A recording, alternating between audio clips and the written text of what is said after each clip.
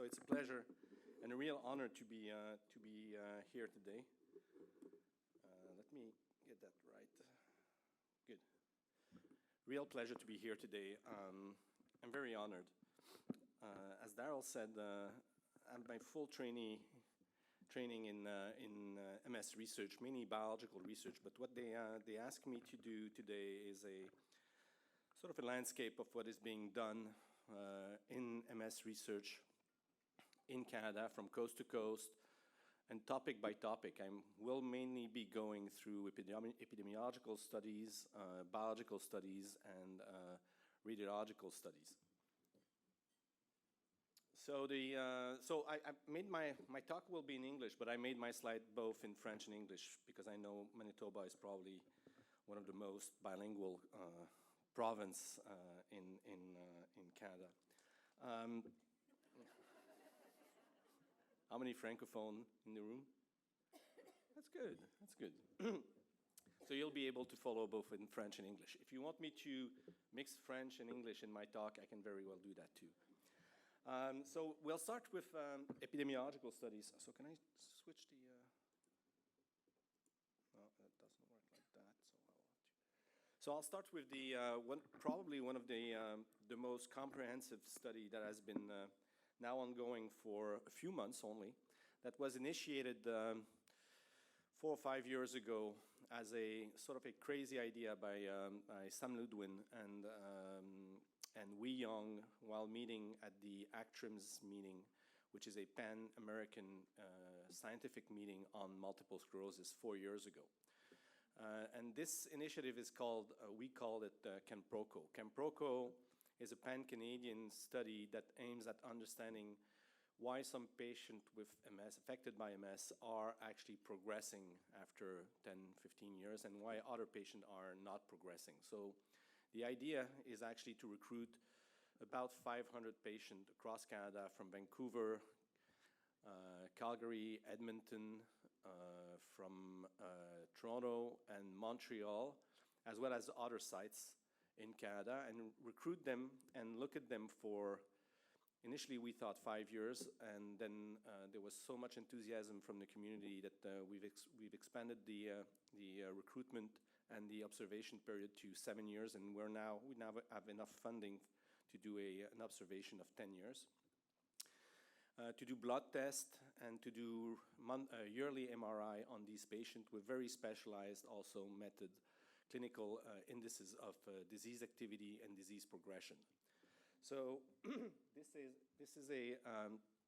this is a very important cohort study, prospective, involving 1, 2, 3, 4, 5 sites across Canada, and recruiting patients both in French-speaking and English-speaking patients with early MS.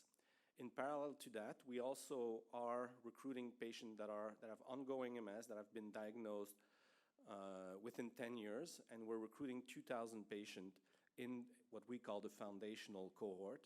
And we will be looking mainly at socioeconomic factors as well as epidemiological factors that are associated with the development of progression. So our CAMPROCO study has 3 specific pillars. The first one is the epidemiology and the health outcome.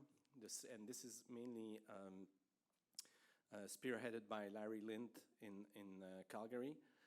The second is the neuroimaging, and the neuroimaging pillar is spearheaded by Tony Trabulsi in Vancouver, as well as Ji-Won Ho in Toronto.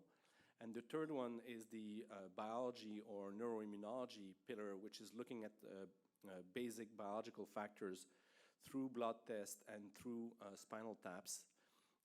And we'll go a little more into details later on in the talk for that aspect of the scientific plan. So I'm spearheading the neuroimmunology pillar in Montreal, but we have collaborators in Toronto with Jennifer Gummerman. We also have collaborators in Calgary with Wee Young, and in Edmonton with Fabrizio Giuliani. So this was the. So the main investigators are the PI, the principal investigator is actually Ji-Won Ho in Toronto. The other main investigators are Shannon Colin in Vancouver, myself in Montreal, Larry Lind in Vancouver, but also in Calgary with Scott Patton. So Larry Lind and Scott Patton are actually sharing the direction of the epidemiological pillar. We have numerous co-investigators across Canada, from Dalhousie, Newfoundland, Quebec City, also Jack Antel in Montreal, and Doug Arnold in Montreal. Lewin Metz is the co-investigator, the clinical co-investigator in Calgary. Penny Smythe is in Edmonton, is also providing input from the Edmonton group. Ruth Anne Marie here in Winnipeg is very, very important because she provides scientific guidance because of her immense expertise in the field of clinical trials and epidemiology of MS. So it's a real pan-Canadian effort to tackle the mechanism that are involved, both the biological, the socio-economical, and the epidemiological aspects of involved in the progression of MS. Progression meaning bringing more handicap to patients that are affected by relapsing remitting MS, as well as primary progressive MS. This is the group that you can see on the screen. I don't know if you can switch the screen. This is the group of investigators as we all conveyed to Toronto to initiate the recruitment phase of the program. We have made great success so far. Within the first 6 months of recruitment, we've been able to recruit more than 400, I do believe 400 patients. And everything is now underway to make this a great success. Within the next 16 or 14 months, we will be able to complete recruitment of all patients and to start looking at specific factors that are involved in progression. These are the 7 co-investigator of the study. Ji-Won Ho, I don't have a cursor, so maybe I can do that. Ji-Won Ho here, we don't see the cursor on the screen. So Ji-Won Ho in the center with the white and black dress is the principal investigator, and Shannon Colin on the right-hand side, Scott Patton and Larry Lind in the middle, Tony Trabulsi in the back with the glasses. All these people are the main investigators, and they're all funded by the MS Society of Canada. So this pan-Canadian effort is mainly was mainly initiated by the MS Society of Canada. The MS Society of Canada put up to $3.5 or $4 million, and then several other partners, including Brain Canada, which is a federal agency, provided $2.5 million over 7 years. Roche Canada and Biogen Canada also provided each at least $1 million, if not more than $1 million. So the total budget of this Ken-Proco study is in the range of $8.6 million for the moment, over 7 years. So the specific aims of this research program is that within 7 years, we understand biological, epidemiological, and radiological factors that can predict progression. So that's the goal. We want to be able to find ways to make sure that we can identify very early in the disease process, when the patient is diagnosed with relapsing MS, what are the factors that will make this person at risk of developing progressive MS within 10 or 15 years. And we want to evaluate a spectrum of factors associated with clinical disease progression, either from onset or the rate of progression in MS patient over 5 to 7 years, and to assess how these factors relate to one another collectively. So it's a real clinical study, which is not typically what the MS Society has funded in the past. So it's very important. It's a very important moment in the history of the MS Society. MS Society has funded in the past several projects that were either biological or epidemiological, but never combined project using radiological, biological, and epidemiological indicators of disease progression. So the timeline is as follow. As soon as the patient is recruited, the patient has a very thorough MRI. It's a one and a half hour MRI with 160 sequences, and blood tests, spinal tap, as well as a very thorough epidemiological and clinical evaluation. And then yearly, the same thing for over 5 years, and then after the 5 years, we break down the code and we actually evaluate whether we can identify factors that are related to the clinical outcome of the patient after 5 to 7 years. We've integrated some new technology, iPhone or cell phone-based technology, which is called Floodlight. I do believe that Floodlight belongs to Roche. I'm not exactly sure, but I think it belongs to Roche. And it's a very integrated app that you put on your cell phone and that can monitor walking distance, interaction with other people, and all this is integrated into the database of CanProCo. So it's a very innovative trial. It's the first national effort directed at understanding progression in MS. It's really pan-Canadian.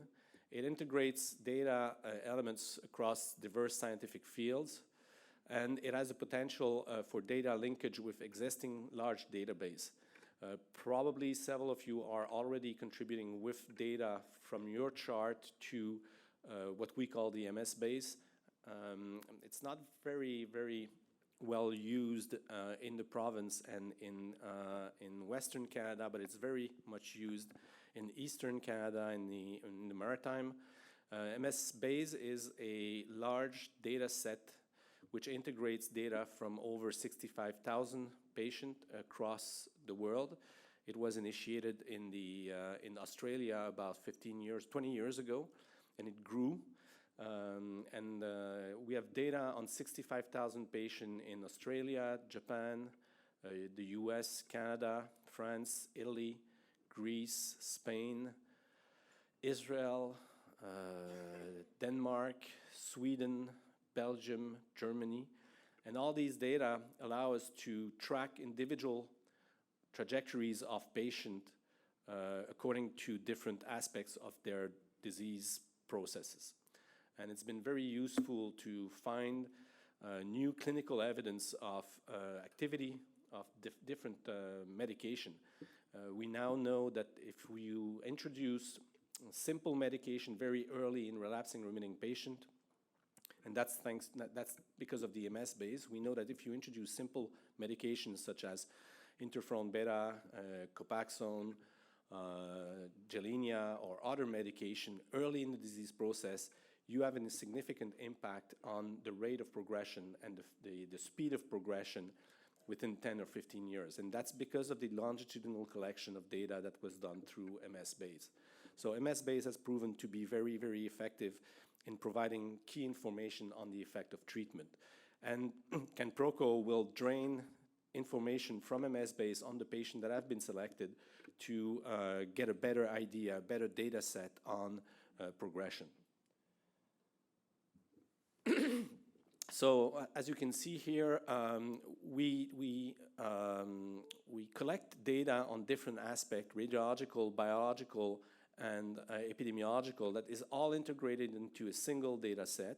And this will allow to develop predictive tools to be able to integrate a number of clinical health system, environmental, and biological factors that are predictive of progression. And all this to be able to move into what we call the 21st century, the personalized approach to the treatment and the understanding of multiple sclerosis. This will all be integrated into what we called a artificial intelligence-based algorithm, and this algorithm will integrate each of the information from each patient to generate a trajectory, a most likely trajectory for a single patient. So within maybe 10-15 years, when we diagnose a new patient with MS, we'll be able to tell that patient, you know, there's a very high chance that you will go into progression in 10 years, and therefore we will adapt the treatment according to that and make sure that you do not go into progression. Or conversely, there's a very small chance that you go into progression and will keep you from the most aggressive treatment with the most aggressive side effects in order to protect your health, because you actually don't need it. So we've recruited more than 300 patients. This slide is a little outdated. We enrolled our first patient in April 2019. We recruited about 400 patients so far. The personnel is hired. All the contracts are signed with the hospital. This was a real nightmare because each hospital and each university have their own contract offices, and they all want to get their say about contracts. So imagine when you're dealing with 16 hospitals in 6 academic centers, just signing a contract took 2 years. Because of a big donation from all the patient families and the donors, we managed to recover all the money that is needed to run this trial. So now I'm moving into individual projects in the field of epidemiology, different projects. I'm starting with one of my mentors. Actually, I have 2 mentors. My first one is Pierre Duquette that you see on the screen here. That's a picture from 20 years ago, but he still looked like that. Who knows Pierre Duquette? Some of you know Pierre Duquette? No, okay. So Pierre Duquette was the first one to start an MS clinic in Montreal, and that's 45 years ago. About 45 years ago, he did his postdoc. After doing his neurology training at McGill, he did a postdoc at UCSF on clinical MS. He's the founder of the first MS clinic in Quebec. He was actually starting his MS career in Montreal before Jack Antel. The clinic has significantly grew. We're now 6 MS neurologists at the clinic in Montreal. We have 4,500 patients. And his work in the field of MS is mainly on pediatric MS and epidemiological studies in MS. Still in Montreal and in the field of epidemiology, so the first 15 minutes will be on the field of epidemiology.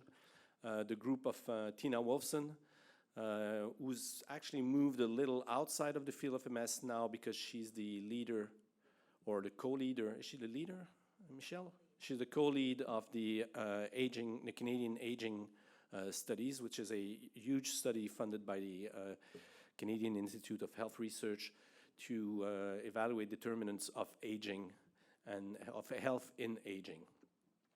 So she's worked a lot in the past on the impact of MS on the quality of life. She's also worked on the role of the Epstein-Barr the Epstein-Barr virus in the development of MS. And she's always been very, very generous of her time to help us with all biostatistical aspect of grants and papers that we published in the field of MS. Then in terms of epidemiology and clinical studies, the group of Mark Friedman in Ottawa, and so Mark has always also been very generous of his time. He's a clinical neurologist, but he's done a lot of work in the field of treatment, so a lot of clinical trial with new medication. When you see Mark in meetings, in international scientific meetings, he's always presenting new work on new medication in the field of MS. But most importantly, I think that Mark's main contribution over the past 10 years has been his trial on bone marrow transplant. So Dr. Friedman has actually provided the proof that bone marrow transplant, although it's a very aggressive treatment, it's probably one of the most effective treatment, and it's possibly seen now as a cure for MS. Of his 50 patients enrolled in the bone marrow trial, none of the patients has had any symptoms of MS since then, and the trial was ended about 6 or 7 years ago. So no MRI evidence of disease activity and no clinical evidence of disease activity. So this is a very significant advancement in the field of MS treatment. But I have to say that it's also a very radical treatment. You have to spend at least 1 year in a hospital room completely isolated from any bacteria and any viruses before your immune system matures enough to generate sufficient immunity against bacteria and viruses. So it's not an easy treatment, but it seems to be a very, very efficient treatment. Then you have the Toronto group on cognition and readaptation or rehabilitation. Sorry. So that group is mainly led by Anthony Feinstein, that you see on in the upper right corner of the slide. Tony Feinstein is a very important psychiatrist. He's been involved in MS research for years and years. He has trained a number of psychiatrists and other health specialists in the field of multiple sclerosis. And he currently holds the MS Foundation grant on rehab in MS. His clinical partners, which also involves some MRI analysis. His clinical partners for MRI are G1O, and the clinical investigator is Javier Montalban, who's a very, very important neurologist in the field of MS, who actually did his career in Barcelona in Spain. And he decided 3 years ago, to move to Toronto, and he became the director of the Department of Neurology at the University of Toronto. So this study on cognition and rehab in MS has for primary outcome cognitive function, and information is processed in terms of speed, and the secondary outcome is improvement in an aspect of physical function, walking speed. There are additional clinical outcomes. There's a depression outcome, anxiety outcome, fatigue outcome, and quality of life. And as I said, this study is funded by the Canadian MS Foundation for 4 or 5 years. Still in the field of epidemiology. There's the work of Helen Tremlett in Vancouver. I don't know if you had the chance to listen to a conference by Helen Tremlett. She's delivering fantastic conferences. She's basically working on pediatric MS and what we call gut microbiota, and the impact of genetic factors on the integration of gut microbiota in different aspects of clinical MS. So gut microbiota are all these bacteria that you have in your GI tract. I'm sorry, in your GI tract, and these bacteria have the. Thank you.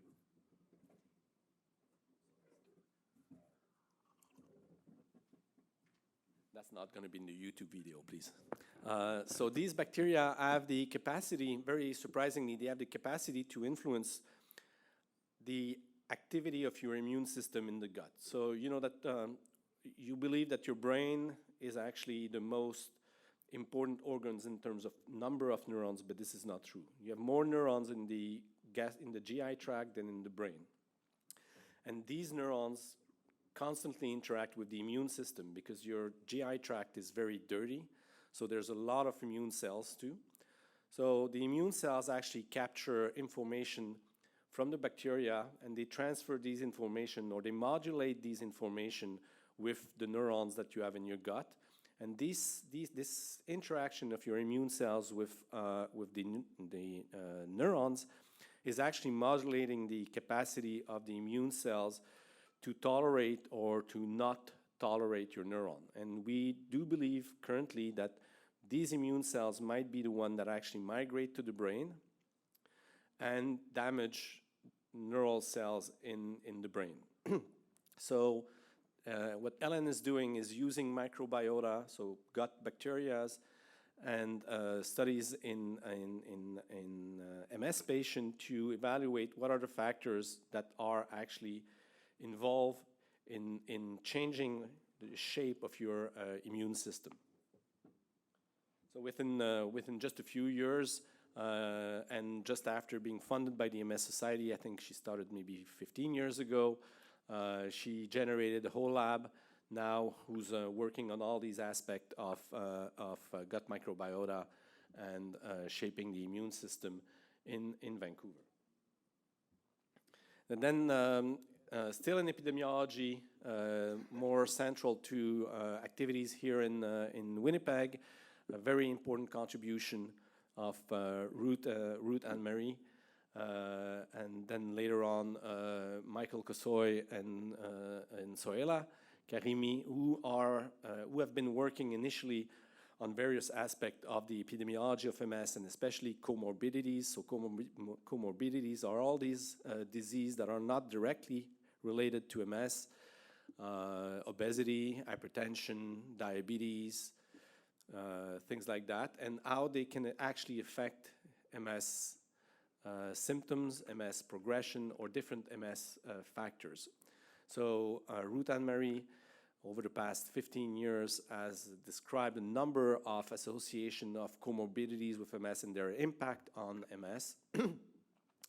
And more recently with Michael and Soela, they have generated a team which is now looking at different biomarkers associated with symptoms that are affecting MS patient, especially neurofilament light chain, which could be a marker of an early marker suggesting that there will be or there is progression of MS, as well as by Soela, a number of different studies on how the brain of MS patient actually can regenerate and what are the mechanisms that are leading to regeneration of the myelin within the brain when oligodendrocytes come in contact with neurons. So now we're going to move from epidemiological studies to biological studies. In Montreal, there's a number of different groups doing biological studies in Canada. In Montreal, I opened the neuroimmunology, the MS research lab 16 years ago, and we're now 4 doing biological studies in my institution.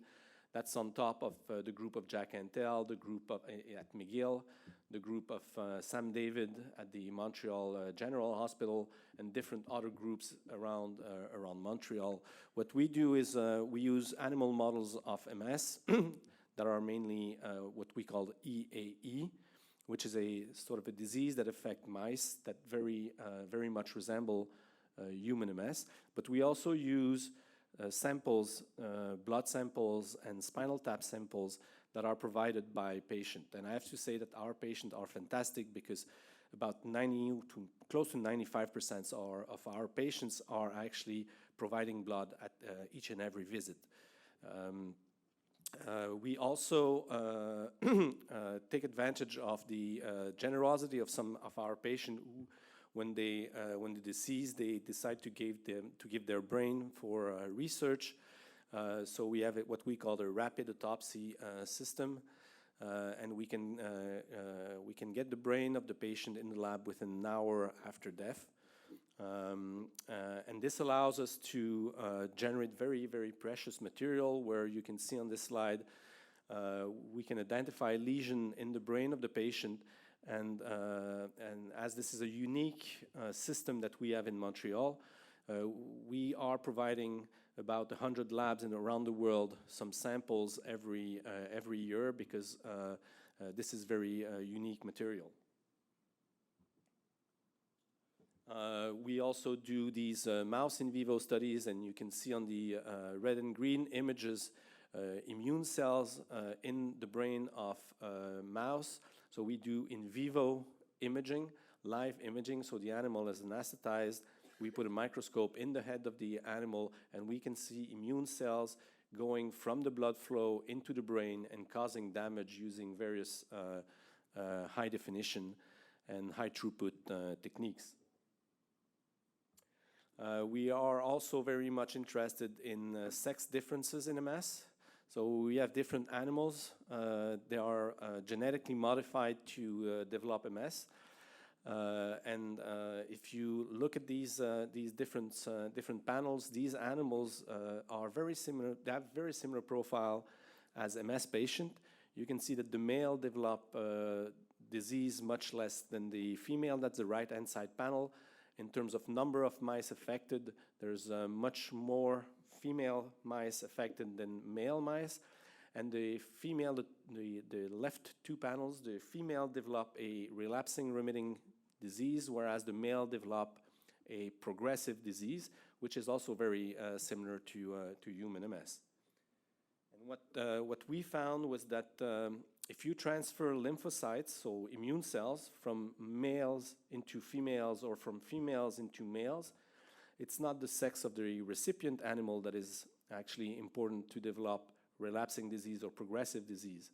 It's the sex of the donor animal, meaning that it's the sex of the immune cell that dictate progression. So whether if you develop a progressive disease, it's your immune cells that make your disease progressive. If you develop relapsing disease, it's your immune cells that develop that makes you develop relapsing disease. So what we did is we did genetic analysis of these immune cells in males and females, and these are mice, and we have identified gene sets, specific gene sets that are associated with progression and with relapsing remitting disease, and what we're now doing is we're validating whether these gene sets are found in our cohort of MS patient, because we've collected, over the past 15 years, we've collected blood on over 1,400 patients. So we have the blood, we can do the genetic analysis on 1,400 patients, and we will probably be able to identify gene sets that are in human MS patient that are associated with either progression or a relapsing disease. So going back to our rapid autopsy system, what we're now also doing is that we're isolating lesions from the patient that have been donors of their brain, and we're processing these lesions in three set samples. We're doing histology to characterize the lesion.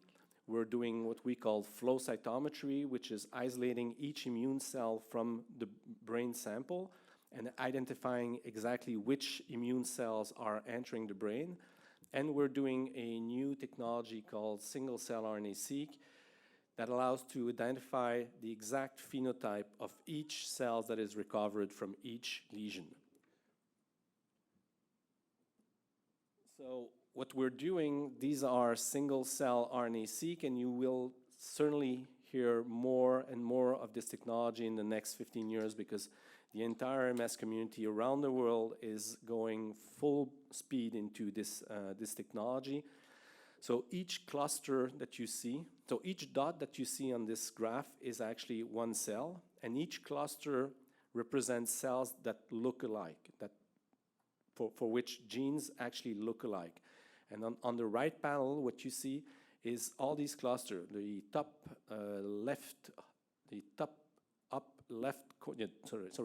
left corner is microglia cells, so cells in your brain, immune cells in your brain.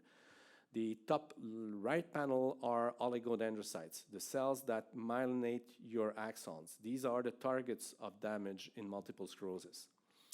The lower panel in the center are what we call OPCs, oligodendrocyte progenitor cells, and these cells are the ones that will actually become oligodendrocytes. They're the ones that we want to stimulate to remyelinate the axons of MS patient in order to promote healing of the lesion.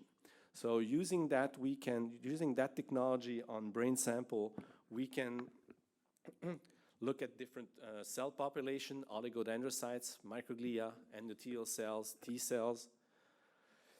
We can look at oligodendrocytes in more detail depending on the molecule that they express. We can look at immune cells. We looked at endothelial cells, the cells that line the blood vessels, the cells that are actually involved in the recruitment of immune cells in the brain.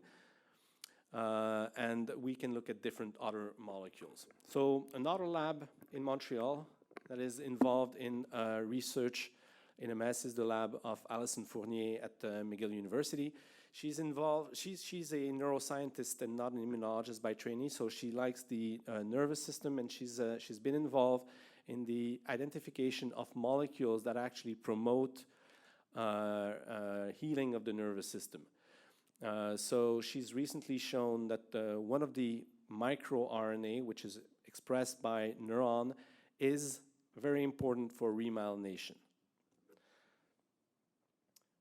She used various biology techniques in the mouse, including an imaging technique that is called iDisco, which is a clearing technique that allows to see much better the structure of the brain to understand the mechanisms involved in remyelination. Also at the MNI, Dr. Jack Antel, which is my second mentor.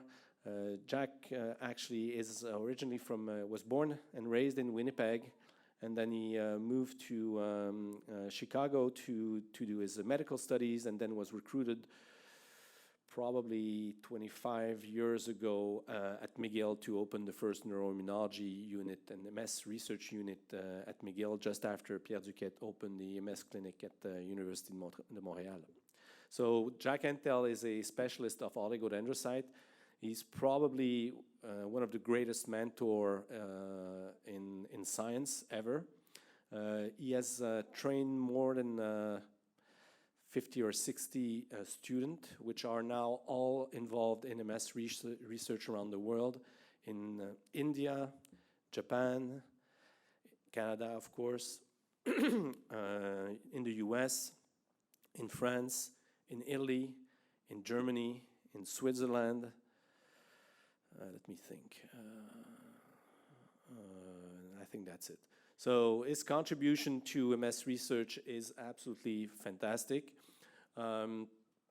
He's now as active as he was before, and he's a very generous mentor. Who knows Jack Antel here? That's all. In Toronto, still going into biological studies. In Toronto, we have the lab of Jennifer Gommerman and Shannon Dunn. Jennifer has trained, I don't remember where Jennifer trained. So Jennifer trained in the field of immunology. Then she worked in a pharma company for a number of years before being recruited as a university professor in Toronto. She's mainly doing immunology of MS. She's a great contributor to the immunology of MS.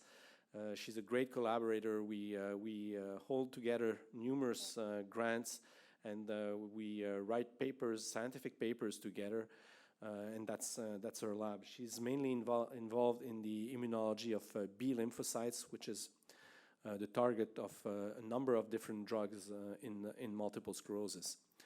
And Shannon Dunn is mainly working on regeneration in multiple sclerosis. This is her lab in Toronto. All these labs are funded by the MS Society of Canada. So she's working on the immunology of multiple sclerosis.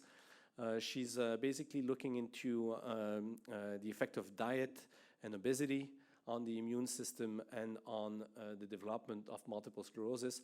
She's also looking at sex differences, which is a project that is funded by the MS Society of Canada on the development of MS. And she's also working on exercise and MS, but all this into animal models of multiple sclerosis. Also biological study, very important contribution of Craig Moore and Michelle, who's going to be talking about her work, so I'm not going to expand too much now. So Craig was actually a fellow of Jack Antel. I was a fellow of Jack Antel. Craig was a fellow of Jack Antel who actually moved to Newfoundland, where he got the Junior Canada Research Chair in multiple sclerosis. Craig has been very active since then. He started almost from scratch. There was a big MS clinic in Newfoundland, but there was not much in terms of research, so he started almost from scratch. He's been very, very proactive, very dynamic, and very successful in building a biomarker development program in Newfoundland. Michel has been also in Newfoundland working on rehab and multiple sclerosis and various determinants of rehab on and the effect of rehab on symptoms and symptoms management in MS. So their goal is basically to develop new therapies that reduce the progression of MS, discover new biomarkers. So biomarkers are these biological products that are circulating in the blood or in the spinal fluid, and that can actually predict any form of event. So a biomarker of diabetes is actually blood glucose. If your glucose is too high, then you have diabetes. If you reduce your glucose level with pills, then you still have diabetes, but your glucose is well controlled. So this is an example of biomarkers. In MS, we do not yet have a biomarker to evaluate disease activity, but that's what Craig is basically doing. Their research interest, as I said, is also in the intensive training and the evolution of MS, as well as in neuroplasticity and aging with MS. Other biological research lab in the field of multiple sclerosis, the group of Quebec City, that was initiated by Serge Rivet back in the late 90s, which grew considerably with the expansion of the lab of Luc Vallière, Manu Rangachari, and Steve Lacroix. And their goal is actually to understand the mechanism of lesion formation and the immunology of MS. They have a super big group in Quebec City, very effective, very dynamic, very productive, with very important research being done there. Most of them are also funded by their work is funded by the MS Society of Canada. Very important group of Dr. Wee Yong in Calgary. Wee is a glial cell biologist and an immunologist. Wee is now a senior scientist, but he also trained with Jack Antel. So Wee is a fellow of Jack Antel. His lab is located at the Hotchkiss Brain Institute at the University of Calgary, and his work is very well known for basic science discovery in neuroimmunology and in neurodegeneration in the context of multiple sclerosis. Wee has been constantly funded for the past 30 years by the MS Society of Canada. Now we're going to move into research in the field of radiology. There's lots of research being performed in the field of radiology. There are 3 hubs around the world. There are 4 hubs around the world in the field of radiology in MS. Canada is one. King Cross in London is another one. In the States, there are several investigators involved in research in MS. And the last one is Milan in Italy. So Canada is one of the 4 main players in the field of radiology in MS. The initiator of radiological studies in MS is the late Don Patty, who was working in Vancouver. When Don Patty deceased, I think 12 or 15 years ago, maybe, Michelle? Longer than that, 20 years ago? Maybe 20 years ago, Tony Trebosi took over his work in Vancouver. But we're going to start with one of the pioneers after Don Patty of MRI in Canada, who is Dr. Doug Arnold in Montreal. Doug has completely transformed the field of MRI. He was the first one to do what we call spectroscopy MRI in MS. He was one of the first to discover that actually there's neuronal loss in MS brain before histology studies demonstrated that there was neuronal loss using spectroscopy. He's trained probably hundreds of radiology fellows in the field of MRI of MS, and he's still very active in Montreal. He's now moved into data transfer in MRI, so basically he's built a company who's actually collecting MRI from different trials, and he's making a huge databases of MRI images to allow for global analysis of MRI data in multiple sclerosis. This is the new group of the late Don Patey in Vancouver. You can see that it's quite a big group, integrating the work of Tony Trabulsi and Shannon Colin now. They're basically working on novel MRI technologies to identify biological factors occurring in the brain of a MS-affected patient. We are talking about MTR, water imaging, and different fancy technology. Their work is supported by a number of different funding agencies, including the Multiple Sclerosis Society, and they're very important contributor to MRI studies in the field of MS. So these are new MR. I'm sure that those affected by MS in the room have seen their own MR image of their brain. This is now the future of imaging in MS, water imaging, diffuse damage, and things like that you probably will see on your doctor's screen in the office within 10 or 15 years. That's going to be probably standard procedure in 10 to 15 years.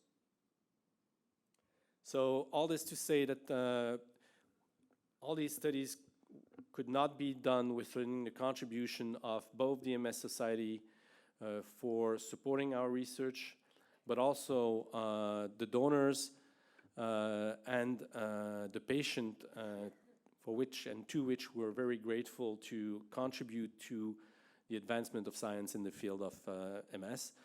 And I thank you for your attention, and I'm sure I can take a few questions.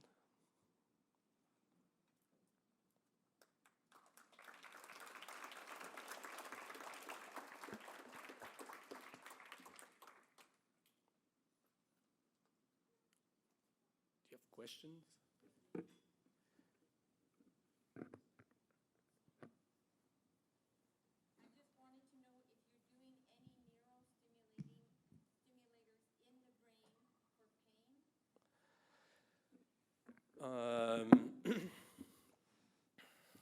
This is a very good question.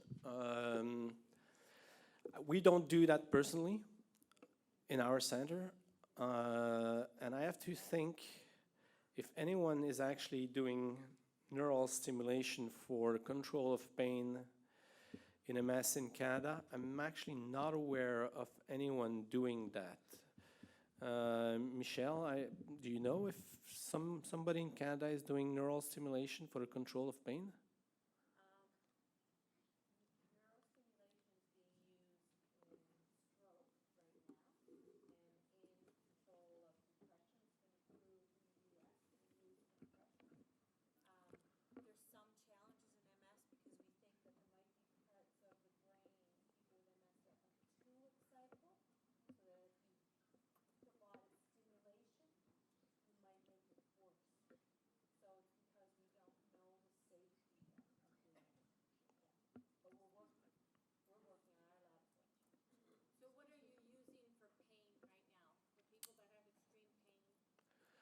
We're very rarely using opioids and narcotics. Very, very, very rarely. We're mainly using drugs that affect the nervous system.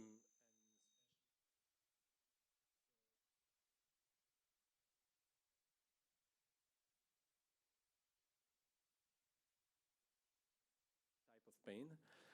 We're also using antidepressant. Some antidepressant at low dose have the capacity to really impact on the development of pain. We're using some of our patients have started using cannabinoids.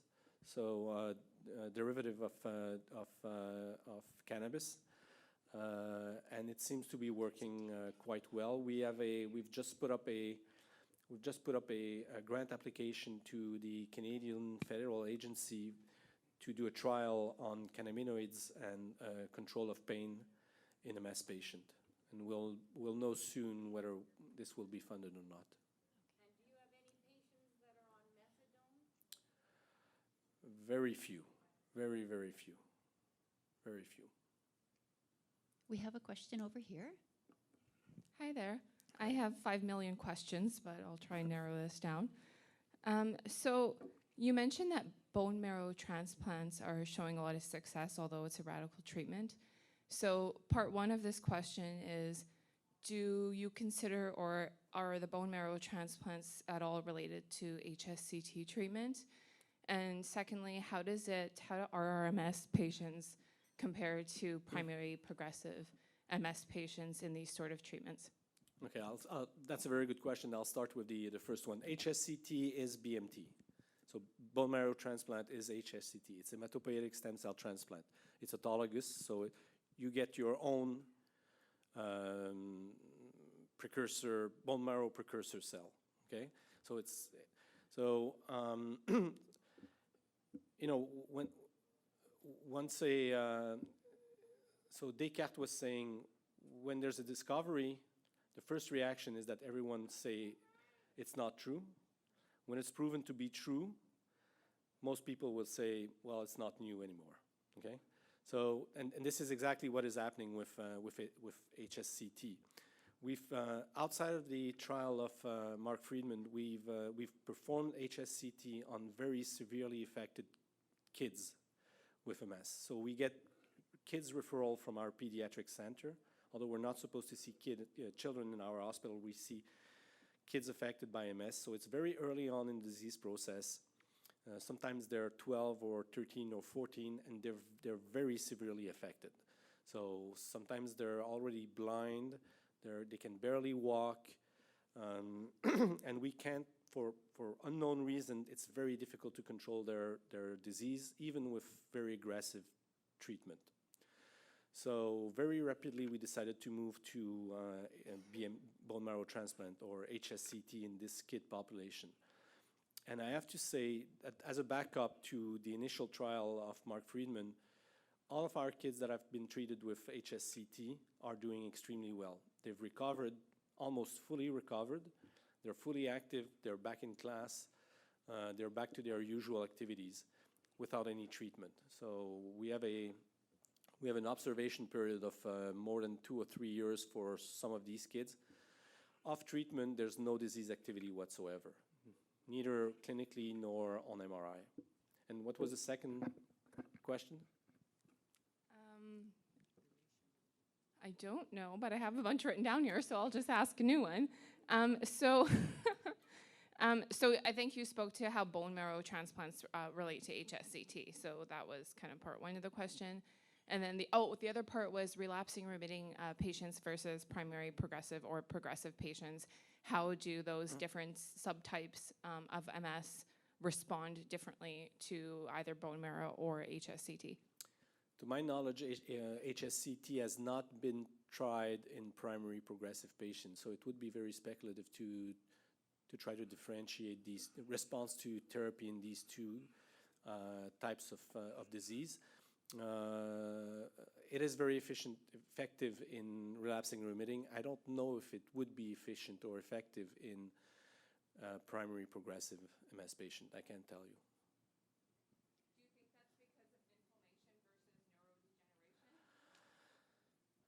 Do you think that's because of inflammation versus neurodegeneration?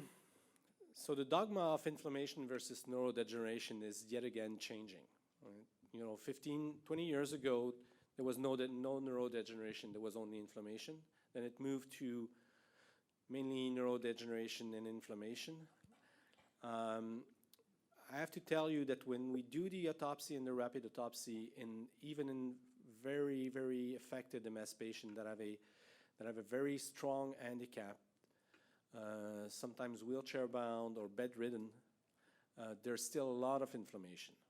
a lot of inflammation. So the inflammatory component of the disease is still very present very late in the disease process. And there's yet no proof that the primary progressive type of disease is not mediated by inflammation. Thank you. Yeah. Now, are there any other questions? Hi. Go ahead. Sorry, this is a bit of a silly question.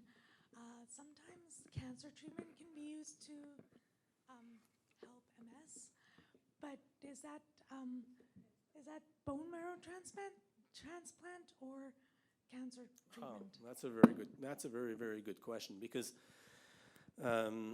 initiation of bone marrow transplant is actually preceded by very aggressive chemotherapy that is used for a treatment, that is often used for the treatment of different types of cancer, especially blood cancers. So yes, this is really pretty much intermingled. The cancer treatment is used to eradicate all the immune cells and to destroy the immune system, and then the oncologist will bring back your immune system and transplant your own immune system, a fresh one, into your bone marrow. So it's a mixture of both. It's a mixture of both. But there are also cancer treatment that have been used in the field of in the care of MS patients, in the field of multiple sclerosis for years and years, that we're not so much using these days because of certain fears. And one of them is mitoxantrone. And we still use mitoxantrone relatively often in Montreal. It's not much used elsewhere in Canada or in the States. Mitoxantrone has a risk to induce cancer in patients, but it is very effective to prevent progression. So that's when we feel that the patient, or when we have indices that the patient might actually be going into progression or is starting to progress, we use mitoxantrone to stop the progression, and I must say that it works quite well. Yes? No, it doesn't work. Hello. Oh, there we go. We have a question in Dauphin, which is a community about 4 hours, I'd say, west of here. Bill wants to know, when can we start to expect to see results for the cohort study, which I believe was that the Pan-Canada one? Mm-hmm. Yeah. So it's a longitudinal study that is over 7 years. So results will come probably, we will have interim results within 3 years, and then final results probably within 7 to 10 years. But interim results certainly within 3 years, and then final results 8 to 10 years. Thank you. Yes? Yeah, good morning. One of the major clinical symptoms of MS is depression. Are there any studies ongoing linking depression to the physiological markers or lesions within the brain that look at the physical causes of depression? Like, sure, we've got the psychological things, we got all the mental health thing, but are there studies or are there ongoing studies that take depression and link it to, in the MRI studies or some of the other biochemistry studies that are ongoing? Yeah, you have an expert here in Winnipeg. Ruth Anne-Marie is basically doing depression, studying depression and MS. I'm not sure if she's doing that in correlation with MRI studies, but she has provided a lot of information already, and she will still probably provide a lot of studies and information about that.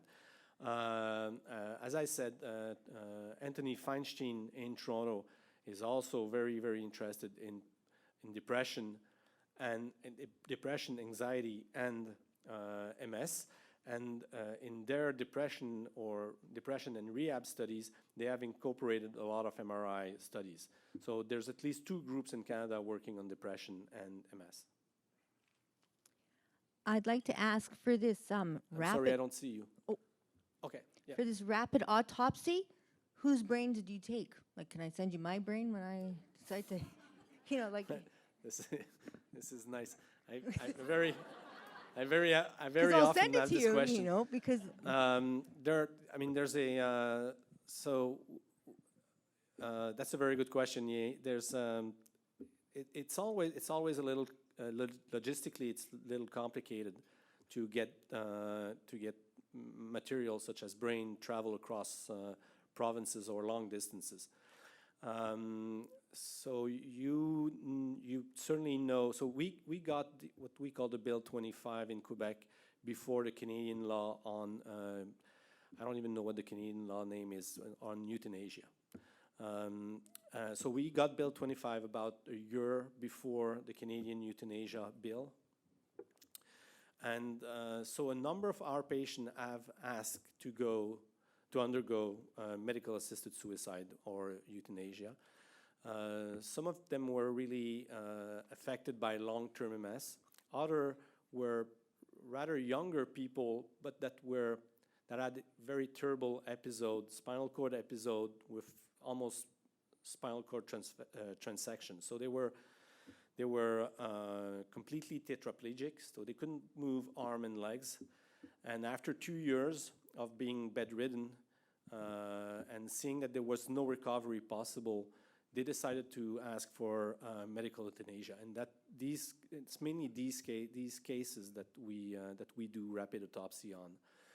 We also do rapid autopsy on patients that have had long-term MS, but I think that people are starting to, scientists and clinicians involved in MS are starting to see that it is feasible.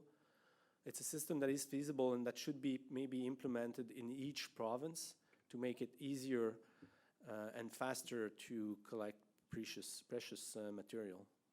And I know it's a very sensitive topic. You know, our goal is to make patient better. Our goal is to make patient cope with the disease and adapt also to the disease. But sometimes at one point, some patients just can't take it anymore.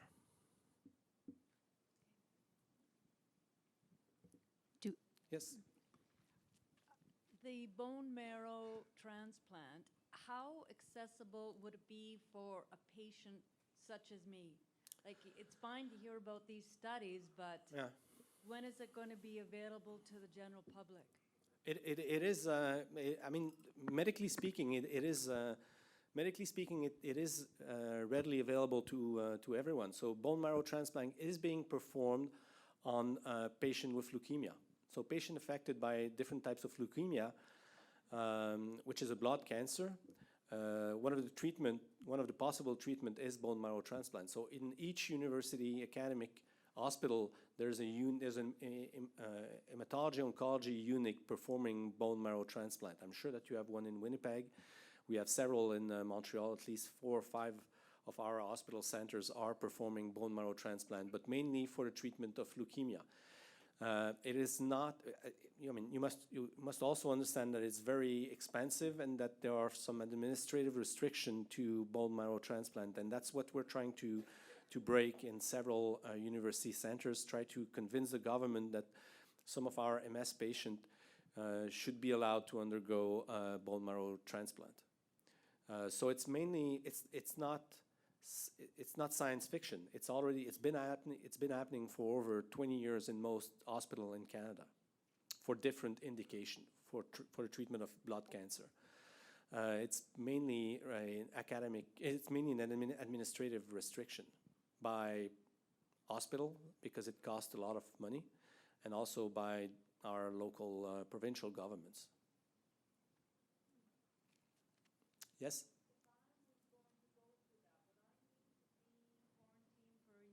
Oh, I can't give you the exact detail, but you're certainly quarantined for a very long time, and most clinicians will actually use the criteria, what we call the Atkins-Friedman criteria, to select patients that are eligible to do bone marrow transplant. So in their initial trial, Atkins and Friedman have selected patients that were relatively young, because it's, physiologically speaking, it's quite a challenge.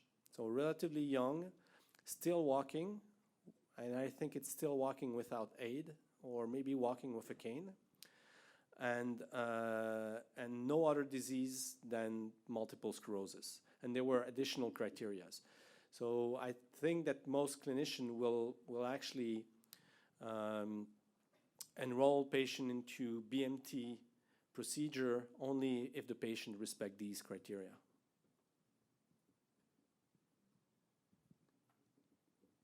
Are there any other questions? Oh, there's one there. We can probably take one more before we proceed. Yes, there was one there. Oh.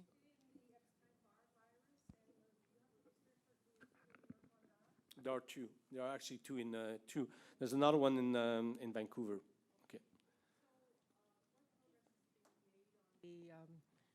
Okay, I hate these things.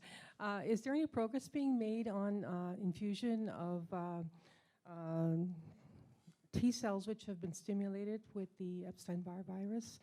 Like Atera, I think it's Atera 188 and 190 in the States. They're doing some infusions study. They started a clinical study now. This is a very good question. I'm not sure that there are progress that are really being made in that field. Most in the field of virology and microbiology, most progress made, currently made, are more in the field of microbiota and the influence of the microbiome on immunity. Some clinical trials are being performed with fecal transfer, so it's basically pills of fecus, but I'm not sure that there are progress being made. I can't tell you honestly. I don't know if.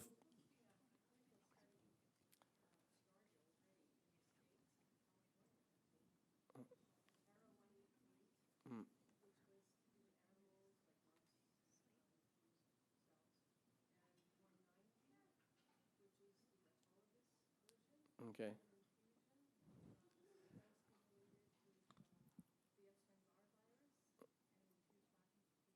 Yeah, I'm sorry, but I'm not aware of that.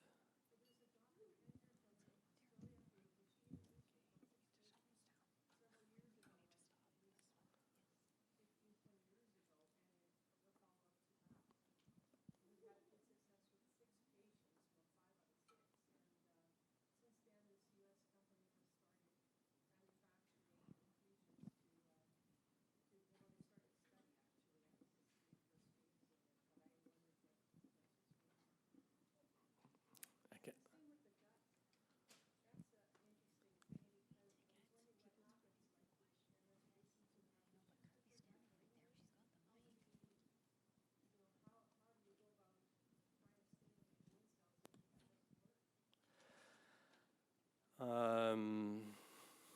This is also a very good question. You know, I mean, a certain proportion of patients affected by MS I've got problem, but I'm not sure that it's actually much more than the general population. And the idea that at distance the gut actually controls inflammation in the brain was initially I would say maybe 10 years ago was thought to be completely idiotic. There's now accumulating evidence that the gut can actually control immunity in the brain at distance. There's more and more evidence confirming that. But why would it be specific? You know, MS is specific to the brain and spinal cord. MS does not affect, there's no inflammation in any other organ than the brain and spinal cord. It's called an organ-targeted disorder. And why would certain strains of bacteria actually affect the brain physiology and the brain immunology remains to be completely established. We have no clue.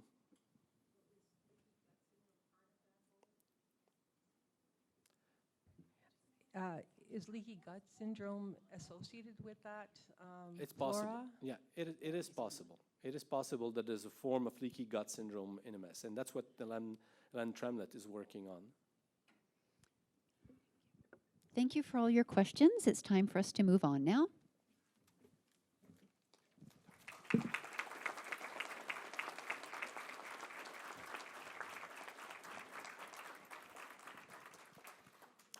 want to thank Dr. Prat for broadening our knowledge on the